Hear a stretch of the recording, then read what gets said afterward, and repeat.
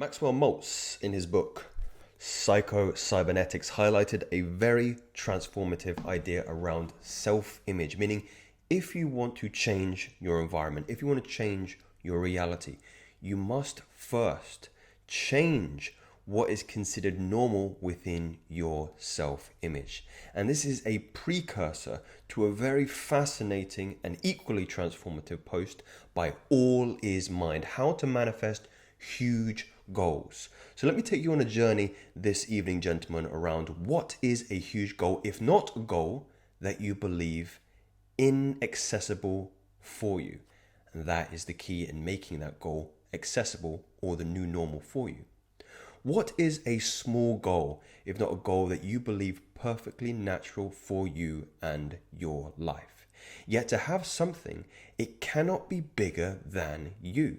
Otherwise, you cannot have it, or it cannot last because you reject it in your mind. There is a commonality, there is continuity in individuals who win the lottery. You've heard the story before. I'm going to tell it to you one more time. Average Joes, I'm your non-average Joseph here. Average individuals in the community who win the lottery, they win hundreds of millions of pounds or dollars, depending on your currency. And you find them 5 years later in debt. They have lost it all. Why? Because it is incongruent with their self-image. They have not first become the person that is associated with that kind of wealth. So there is a disparity between their environment and their true value inside, which is essential to understand when setting on this path to bring something into reality. To transurf it, you must first conceive of it to be part of your self-image. This is what happens for people who get an amazing job, and then they start focusing on their fears and they lose it. This is why people who win the lottery, as I have prefaced, lose it quickly because they think they do not deserve it. This is why people who find an amazing partner, beautiful partner, and they are left because they see the partner way above them, but they put them on the pedestal, which is a neurotic tendency in a lot of men at the moment in relation to modern dating, and also the delusion of the female counterpart. The law is teaching you to make no false idols, to put none and nothing above yourself. Now, this is very difficult. This is very challenging for a lot of men and women equally who can have the capacity to make this creative tool reality in their life. So how does one first quell that inconsistency in their internal monologue? I have always encouraged the use of self-reflective tools on a day-to-day basis. It could be meditation, it could be qigong, it could be some kind of yoga, some kind of mindful practice whereby you can start to witness that internal monologue. That is the starting of the rewiring process. You hear this term a lot. If you're not programming yourself for success, somebody else is programming you for failure or another ulterior motive. So you have to start to get behind your own wiring, behind your own thought process. Analyze where that thought came from, because 9 times out of 10, it is usually the source of some false childhood memory. Like you once had a falling out with your friend at a bowling party, and that's why you hate bowling. Not because you hate bowling, because you had a negative experience with your friend who you liked at the time. I see a lot of people trying to be loved by a person, but for them, it is not just a goal. It becomes greater than life. They first make it enormous. I mean, they make a living God out of an ordinary person. For them, being loved by that individual becomes like a divine miracle from heaven. Perfect bliss, nirvana, end of end, goal of all goals. When they think of them, it is as if you gave them the best drug in the world that represents perfect happiness, perfect glory, and perfect success. you can start to see where the delusion happens in there, right? You're holding yourself from this perspective of unworthiness. Incongruence, I think, is the best word to describe what is happening there. Incongruence simply meaning you're not in alignment. You're out of alignment with those goals. You have this vision of this greater than life relationship in your life, but you're still sat down here, and you're waking up in fear every single day that you're going to lose your partner to somebody else. Incongruence with the environment. And what happens then? What happens then is you start to recreate a different reality, which is always predicated on the internal world first and foremost. Let's proceed. They see it from such an idealistic way, giving it huge importance and energy that they make themselves look like complete trash compared to that desire.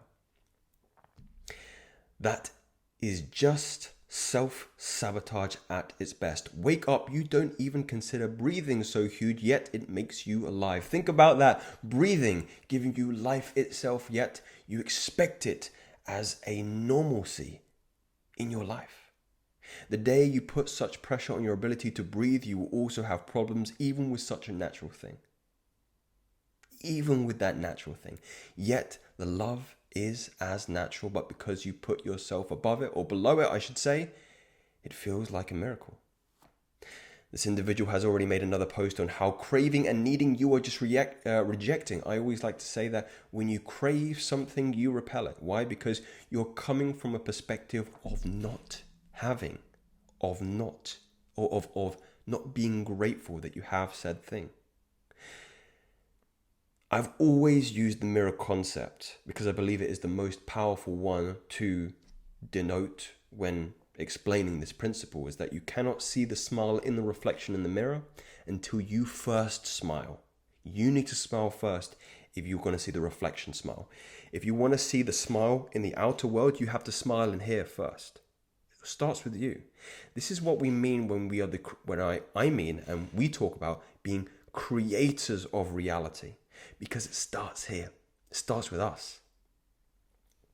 Same concept. By making something huge in your mind, you push it away because, again, you have only what you see as normal and natural. You cannot have something that will make your mind confused. It always has to fit your self-image. So start making yourself huge and decrease the value of what you want. It cannot be bigger than yourself. This is the change.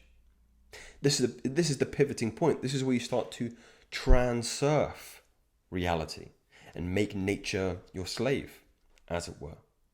You start thinking, it's very, very natural for women to become attracted to me when I walk out in the streets. It's very, very natural to get, attractive looks and lustful looks and people trying to grab my attention. Very, very natural for me. It comes as a consequence of my normalcy. It's very, very natural for me to work with high-paying clients. And they're paying me 4 figures, 5 figures a month for my service. Very, very natural. I wouldn't expect anything less. You start to see this new internal monologue taking place. Reality does have a lag time, guys. It takes a moment for the old narratives to diminish and for the cosmos, for universe, for God to look at you and go, oh, he recognizes his value. He sees his worth. Let's start changing things to make sure he is consistent with them, congruent with them. This is how it happens. Here is the most important part of self-image and self-esteem. By having a great self-image and self-esteem, you naturally see everything amazing from life as perfectly normal and ordinary. A person who sees themselves as someone of great value sees nothing wrong with being loved by hundreds, having great things in millions, being happy and without sacrifice, etc. In fact, the person may not even really give any importance to those things because in their mind it is so mundane to them. So mundane. Actually, I live so many great things in a day that when I go to sleep, it is impossible to think of all of them or even to remember them at all. In the same way, someone who has lower self-esteem and self-love sees nothing extraordinary. Because being able to breathe normally, or having one or two little compliments time to time, and if they see someone loving them, they will begin to freak out and ask, what is wrong? My reality has become inconsistent. I really love this point here. You have to enlarge your concept of what is called normal, because you can only have what you see as being normal. This I like to see this as this is the effects of personal magnetism, right? And this has a tangible impact on reality. Seeing yourself, let's say this is your circle of influence here. When you begin to expand your conception of self-image, you begin to expand your personal magnetism. And then you become very, very dense. Yeah?